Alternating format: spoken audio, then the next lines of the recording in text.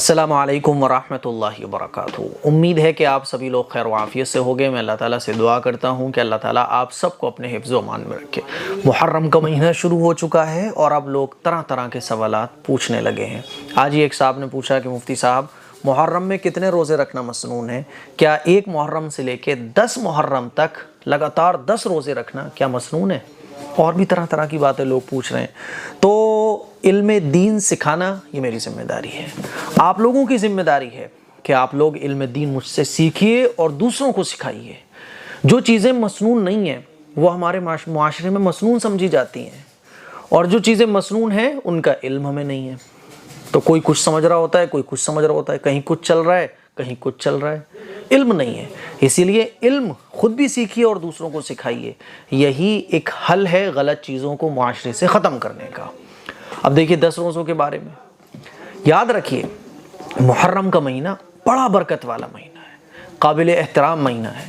اللہ تعالیٰ نے جو 4 مہینے قابل احترام بنائے ہیں اس میں سے ایک ہے محرم کا مہینہ، منہا اربعۃ حرم۔ اور اللہ کے نبی صلی اللہ علیہ وسلم نے محرم کے بارے میں ارشاد فرمایا کہ جو محرم کا مہینہ ہے یہ اللہ کا مہینہ ہے، اور محرم کے مہینے میں روزے رکھنے کا جو ثواب ہے وہ رمضان کے بعد دوسرے مہینوں میں سب سے زیادہ جو ثواب ہے روزوں کا وہ محرم کے مہینے میں ہے۔ تو پورے محرم میں آپ جتنے چاہیں اتنے روزے رکھ سکتے ہیں پورے محرم میں، اور 10 محرم کا جو روزہ رکھا جاتا ہے وہ مسنون ہے، ٹھیک ہے؟ اور 10 محرم کے ساتھ آپ 11 کو بھی ملا سکتے ہیں، 9 کو بھی ملا سکتے ہیں، ٹھیک ہے؟ تو 10 محرم کا روزہ وہ مسنون ہے بس، اس کے علاوہ پورے مہینے میں آپ جتنے روزے چاہیں اتنے روزے رکھ سکتے ہیں، وہ نفل ہے۔ اب لوگ یہ سمجھتے ہیں کہ 1 سے لے کے 10 تک یہ مسنون ہے، ایسا نہیں ہے، کیونکہ مسنون ہم تب کسی عمل کو کہہ سکتے ہیں جب رسول اللہ صلی اللہ علیہ وسلم نے اس کام کو کیا ہو۔ 1 محرم سے لے کے 10 محرم تک کبھی ایسا نہیں ہے کہ صحابہ نے روزے رکھے ہوں لگاتار اور حضور نے رکھے ہوں اور یہ کہا ہو کہ 1 محرم سے لے کے 10 محرم تک روزے رکھنا ہے۔ اگر ایسا ہوتا تو یہ سنت کہا جاتا، کیونکہ سنت جب کسی عمل کو ہم کہتے ہیں نا تو اس کا مطلب یہ ہوتا ہے کہ حضور نے اس کام کو کیا ہے اور اس کام کے کرنے کا حکم بھی دیا ہے، صحابہ نے اس کام کو کیا ہے، تو وہ عمل سنت کہلاتا ہے۔ تو حدیث میں جب ہم پڑھتے ہیں نا تو کہیں بھی یہ ذکر نہیں ملتا کہ 1 سے لے کے 10 تک روزے رکھنے کا حضور نے حکم دیا ہو یا صحابہ نے روزے رکھے ہو، بلکہ پورے محرم میں آپ کو جب سہولت ملے، جب آسانی لگے، آپ نفل روزے رکھ سکتے ہو۔